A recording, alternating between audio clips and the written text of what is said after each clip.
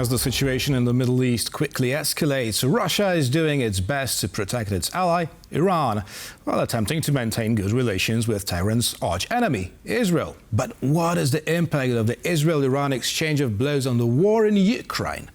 To talk about this and more, we're joined by Ivana Stradner, a research fellow at the Foundation for Defense of Democracies. Good evening. Good evening. Thank you very much for inviting me. Thank you for accepting our invitation. So, Russian officials seem really fearful of a possible U.S. involvement in Israeli attacks on Iran. Now, why is Russia so afraid of such a scenario? Because Russians are peace-loving people? Indeed, the Russian Ministry of Foreign Affairs came out immediately to condemn the Israeli strikes on Iran, basically claiming that this was unprovoked, and they blamed Israel for a clear violation of international, which is quite really ironic given what Putin is doing right now in Ukraine. And not only that, they immediately blamed the United States, talked about World War III agenda, but the real question is, why? We have to understand what's happening right now in Iran. That this is important because the weak Iran means also the weak Russia. As Russia has been trying to establish something that is called the axis of aggressors with China, Iran, North Korea. So that's why Putin is very uncomfortable right now what's happening in Iran. Now let's also connect that to what happened recently in Syria, when actually Putin lost his key ally over there. That was a huge humiliation. So that's why right now Russia is panicking, thinking that they have to do everything possible to protect Iran. But here is the good news. Russia does not have capability to help Iran in any meaningful way.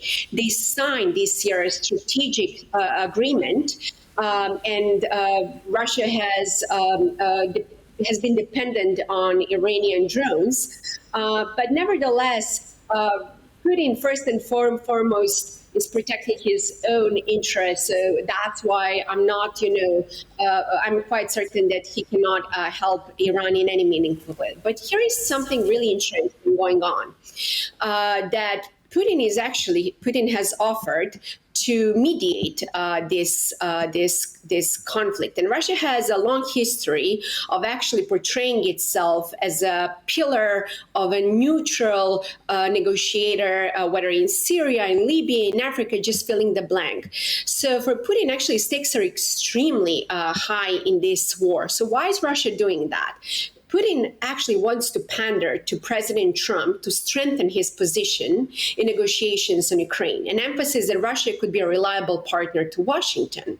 And we have to understand this is part of Putin's game, so we should absolutely not fall for Putin's offer to mediate this conflict.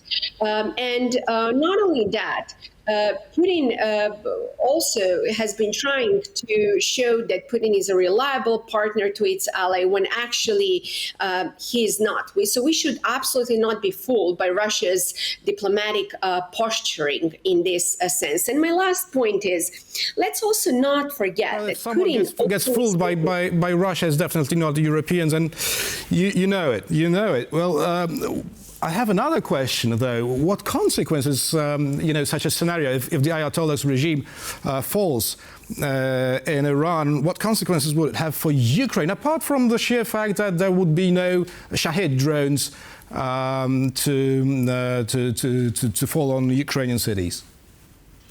So indeed, you are right that Russia has been dependent on the drones and also ballistic missiles, but that's not only that.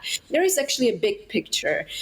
Given, how Russia and Iran have been cooperating, the weak Iran means the weak Russia. And that tells you all you need to know, that actually Putin then, would think twice. But my concern, because before things get better, things might actually get worse. And we saw what happened just 2 days ago when Putin used horrendous attack on civilians in Ukraine.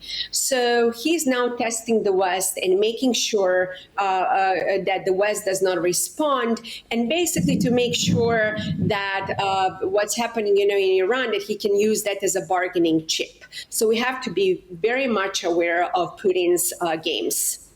Right. Now, meanwhile, General Keith Kellogg is believed to be planning his trip to Minsk to revive peace talks between Ukraine and Russia. Now, what are the pros and cons of such a move? So we already saw how Washington's attempts to negotiate with Russia are going. Actually, in other words, they're not going in any meaningful direction. So I'm actually not positive that discussing any war efforts with Putin's proxy in Belarus will be beneficial to the United States. As a matter of fact, I think it's also a very bad idea because we are just giving Lukashenko another platform and to sit, par and par with the United States. But there is another part, which is very important. There are a lot of political prisoners coming from the West in Belarus. So if Washington is going there to negotiate that issue, that's a step in the right direction. But make no mistake, whoever believes that kind words can alter Lukashenko's view on war, it's sorely mistaken. Now, according to President Zelensky's top advisor, Mikhailo Podolak, the U.S. has dissolved a National Security Council group responsible for working on sanctions against Russia and other forms of pressure. Now, has Donald Trump abandoned this tool of diplomacy for good? I actually think that there are a lot of words, but you have to pay attention to facts, and it's too early to panic. As a matter of fact, there are a lot of efforts in the United States to strengthen sanctions against Russia.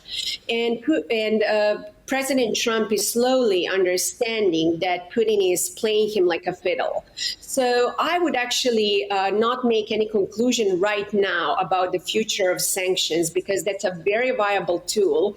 And I doubt that President Trump will abandon that tool, because it's a powerful negotiation chip with Russia. And Putin knows that. Putin knows very well that American serious sanctions can harm him more than anything else. So I would not panic right now.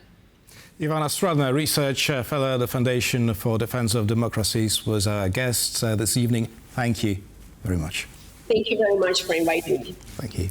And thank you for watching. And stay with us for much more here on TVP World.